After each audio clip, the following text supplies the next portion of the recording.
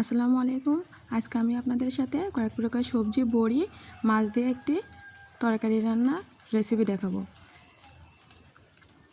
এই রান্নাটা করার জন্য আমি নিয়েছি বেগুন, আলু, বরবটি, ঢেঁড়স।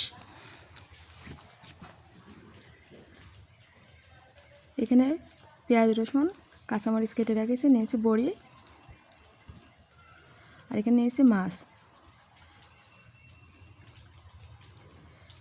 চুলায় কড়াই বসিয়ে দিলাম।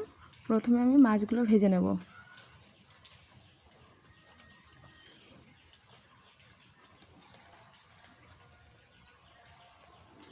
মাছগুলো আমি লাল লাল করে ভেজে নিয়েছি। এখন আমি উঠায় নিচ্ছি। এখন এই তেলের ভিতরে আমি সবজিগুলো ভেজে নেব। প্রথমে আমি বরবটি দিয়ে দিলাম, সাথে ঢেঁড়সগুলোও দিয়ে দেবো। একসাথে বরবটি আর ঢেঁড়স ভেজে নেব।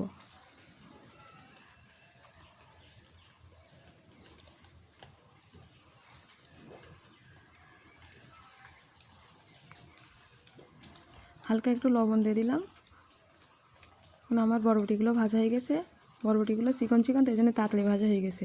ঢেঁড়সগুলোও ভাজা হয়ে গেছে, তুলে নিয়েছি। এবার আলু দিয়ে দিলাম, আলুগুলোও ভেজে নেব। আলুগুলো ভাজা হয়ে গেছে, আলুগুলো উঠায় নিলাম।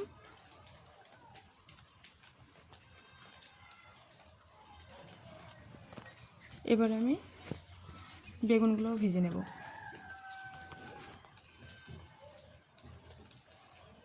এইভাবে সবজি ভেজে রান্না করলে অনেক টেস্টি হয়। আমার বেগুনগুলোও ভাজা হয়ে গেছে, এগুলোও উঠায় নেব। এগুলো কিন্তু খুব বেশি ভাজতে হবে না। এখন কড়াইতে দিয়ে দেব তেল, পেঁয়াজ কুচি দিয়ে দিলাম।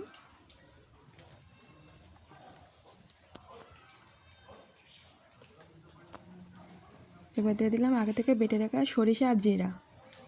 এই রান্নাটায় আমি সরিষা ব্যবহার করব, কিন্তু এই রান্নাটা না, আমরা বেশিরভাগ সবজি রান্নাতেই সরিষা দিই। দিয়ে দিলাম ধনিয়া গুঁড়া,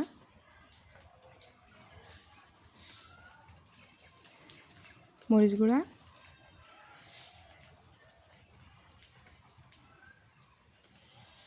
হলুদ গুঁড়া,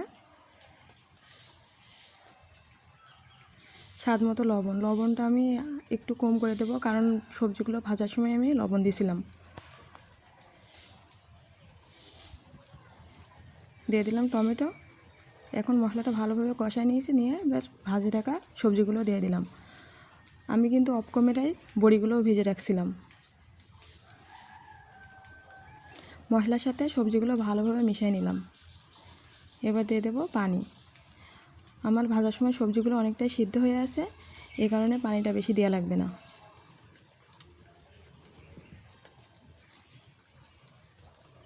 ঢেকে রেখে দেবো ফুটে ওঠা পর্যন্ত। ফুটে উঠে গিয়েছে, এখন আমি দিয়ে দেবো কাঁচামরিচ।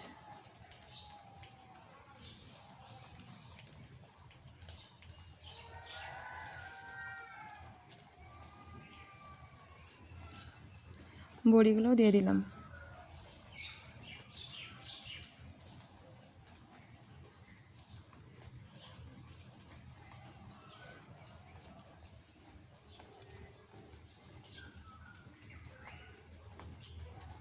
মাছগুলো দিয়ে দিচ্ছি। এবার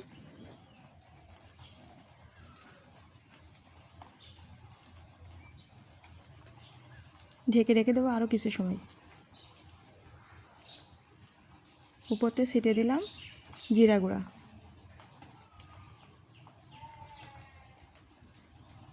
জিরাটা আমি আগেই তেলে রেখেছিলাম, সেটা